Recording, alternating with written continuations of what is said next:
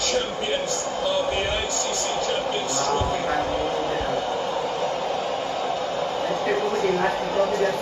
Congratulations to India.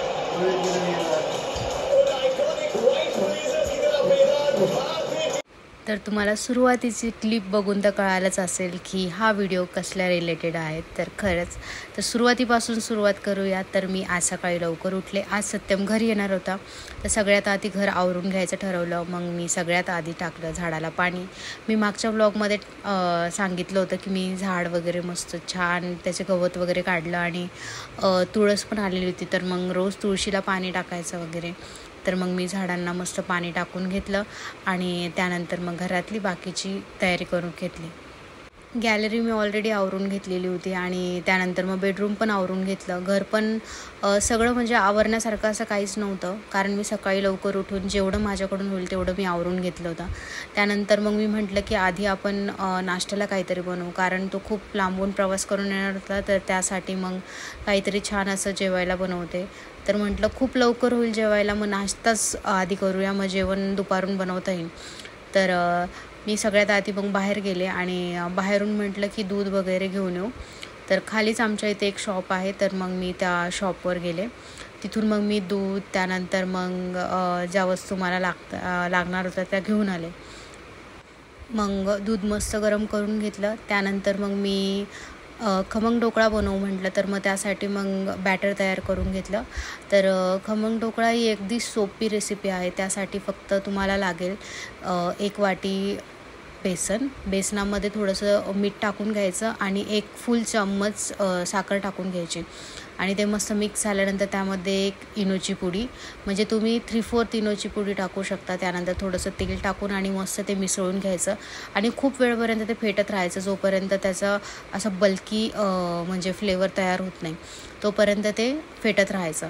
मग ते एकदा फेटून झालं की मस्तपैकी एक फ्लॅट भांडं घ्यायचं, त्यामध्ये ते तेल लावून आणि त्यामध्ये टाकून आणि मस्तपैकी त्याला स्टीम करून घ्यायचं. आणि स्टीम झाल्यानंतर मग तो असा फ्लपी होऊन जातो. तर तुम्ही ते सारखं ओपन करून बघू शकता, कारण काही वेळा काय होतं की ते खाली लागून जर गेला तर तो प्रॉपर असा निघत नाही, तर मग त्याची काळजी घ्यायची. आणि मग मी त्याच्यासाठी एक आपण पाणी तयार करून घेतो, जे वरती आपण टाकतो. तर त्यासाठी मी 3 मिरच्या घेतलेल्या आणि त्यामध्ये मग मोहरी, जिरं, कढीपत्ता, त्यात पण मग मी 1 चमचा साखर टाकली, अर्धा चम्मच मीठ टाकलं आणि अर्धा ग्लास पाणी टाकलं आणि ते मस्तपैकी खूप वेळपर्यंत उकळून घेतलं. आणि त्यानंतर मग वरतून एक अर्धा कापलेला निंबू होता माझ्याकडे, तो निंबूसुद्धा पिळून घेतला आणि हे सुद्धा मस्तपैकी मी तयार करून घेतला. आणि हे सगळं झाल्यानंतर मग एकदा चेक करून घ्यायचा की ढोकळा झाला. यालाही व्हायला म्हणजे साधारण 15 ते 20 मिनटामध्ये तो परफेक्टली होऊन जातो. तर इथे बघू शकता की मी ज्या चाकूने यूज केला तर तो पूर्णपणे जसा तसा निघाला, म्हणजे तो परफेक्टली स्टीम झालेला होता. मग मी ते काढून घेतलं. तर तुम्ही बघू शकता की भांड्याला तो अजिबातसुद्धा चिटकलेला नाही, कारण तो परफेक्टली स्टीम झालेला होता. आणि त्याचं म्हणजे टेक्स्चर पण इतकं छान आलं होतं की बस.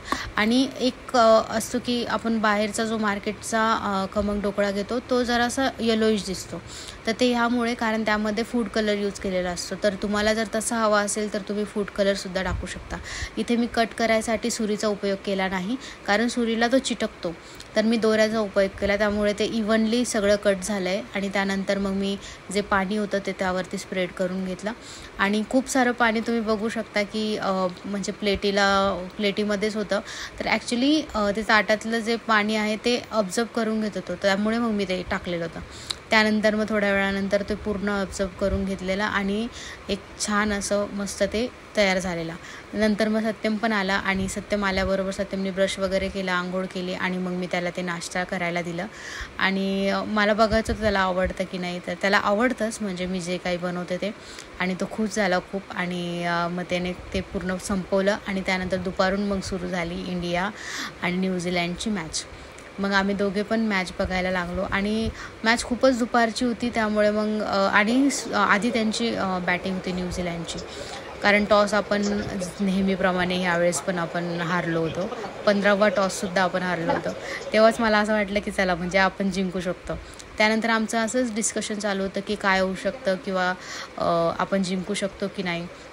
तर असंच बघता बघता मग आम्ही जेवण वगैरे करून आणि नंतर मग मॅच बघताना मग आम्ही घरच्या घरीच मी पॉपकॉर्न बनवले आणि दोघेच मस्त खात होतो, एन्जॉय करत होतो.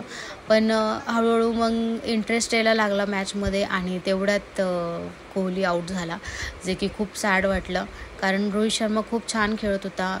रोहित शर्माची 50सुद्धा झाली होती आणि त्याच्यासोबत म्हणजे जोडीला पण म्हणजे चांगलं होतं आणि सगळेच छान खेळत होते. पण अचानक विराट कोहलीची विकेट पडल्यामुळे थोडंसं निराशा झाली, पण काही नाही. नंतर मग कसे तरी 200 रन कंप्लीट झाले आणि मग नंतर आम्ही म्हटलं की आपण बाहेर जाऊया मॅच बघायला. कारण पुण्यामध्ये बऱ्याच ठिकाणी स्क्रीन्स लावलेले असतात आणि तिथे खूप लोक जमा असतात. तर आम्ही इथेच जवळ घराजवळ एक टर्फ आहे, तिथे येऊन आम्ही मॅच बघायला लागलो आणि मग आमच्यासोबत आमचा एक मित्र पण आला आणि मग आम्ही तिघेजण मॅच बघायला गेलो. तर इथे इतकी गर्दी होती आणि माहोल होता, म्हणजे इतकं अप्रिशिएशन होतं. प्रत्येक बॉलला लोक टाळ्या वाजवत होती, प्रत्येक बॉलला म्हणजे ओरडत होते. सिंगल जरी काढला तरी सगळे खूप खुश होत होते. कारण एक म्हणता ना की प्राऊड मोमेंट होता. फायनलची मॅच होती आणि त्यामध्ये आपण कसं परफॉर्म करतोय तर ह्यावरती आणि जिंकणार आहोत हे तर माहितीच होतं. पण मग सांगू नाही शकत ना की एका मोमेंटला काय होऊ शकतो आपण सांगू शकत नाही. त्यामुळे मग ती मॅच आम्ही खूप मन लावून बघत होतो. पण नंतर मग त्या स्क्रीनचा पण इश्यू व्हायला लागला. मग आम्ही फोनवर मॅच लावले आणि मग आम्ही फोनवर मॅच बघत होतो. तर आता उरले होते फक्त 10 बॉलामध्ये 4 रन करायचे होते. तर त्यात मग सिंगल काढला आणि एक डॉट गेला आणि 3 रन बाकी होते आणि बॉल आपल्याकडे 8 होते. तर मॅच तर जिंकणारच आहोत असं वाटलं. पण ऑलरेडी हार्दिक पांड्या आऊट होता आणि त्यामुळे मग असं वाटलं की आता काय होईल काही नाही. पण जडेजासुद्धा होता आणि KL राहुल, तर दोघे होते. आता या दोघांच्या हातामध्ये मॅच होती.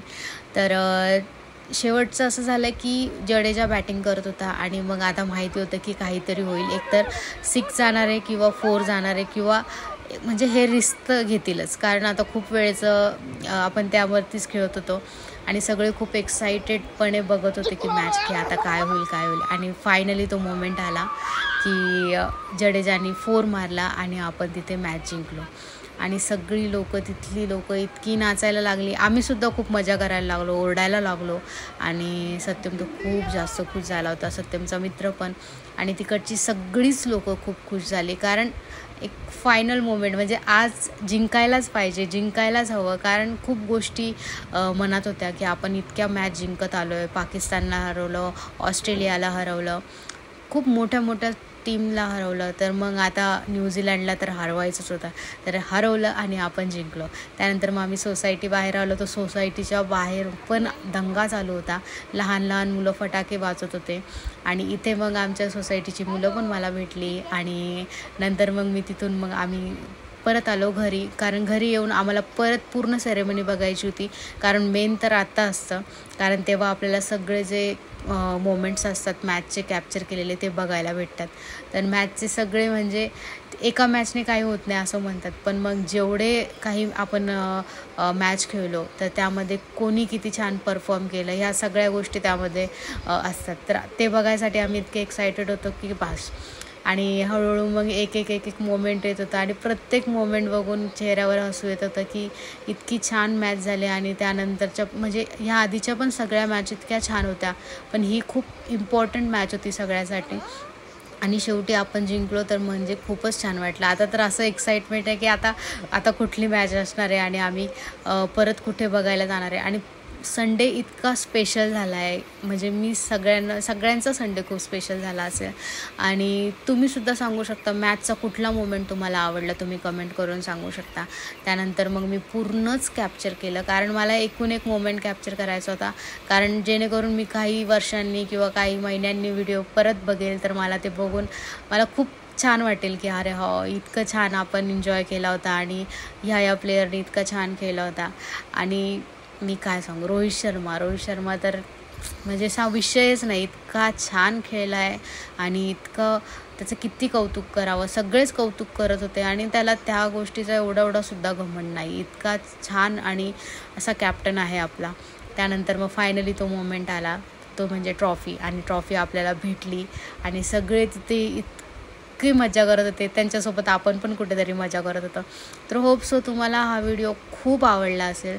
तुम्ही कमेंट सेक्शनमध्ये सांगू शकता की तुमचा फेवरेट क्रिकेटर कोण, आणि आधी कोण आवडायचा, आत्ता कोण आवडायचं, आणि कोण नाही आवडत हे पण सांगू शकता. कारण प्रत्येकाचे 2 चॉईस असतात, एक आवडतं एक नाही आवडत. तर होप सो तुम्हाला व्हिडिओ आवडला असेल, आणि नक्कीच असेच नेक्स्ट व्हिडिओ बघण्यासाठी स्टे ट्यून गाईज, अँड बघत राहा माझे डेली व्लॉग्स. तोपर्यंत सगळ्यांना बाय बाय, गुड नाईट आणि धन्यवाद.